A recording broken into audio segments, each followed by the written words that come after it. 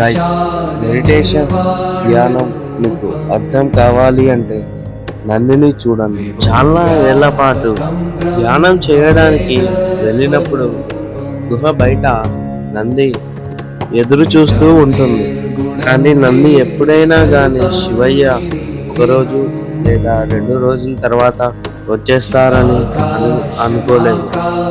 Just అలా wait చేస్తూ ఉంటారు. సేమ్ అలాగే మనం ఎప్పుడైనా టెంపుల్ కి వెళ్తామో నంది గుణం మనలో ఉండాలి. మీరు స్వర్గానికి వెళ్ళొద్దు, ఏదైనా కావాలని ఆలోచించద్దు. జస్ట్ అలా మైండ్లో అంటేనే మీరు దేవుడితో మాట్లాడాలని అనుకోవడం. ధ్యానంలో ఈశ్వరుడి వాయిస్ వినాలి అని మాత్రమే ఉండాలి. ఇది నంది ఒక గుణం.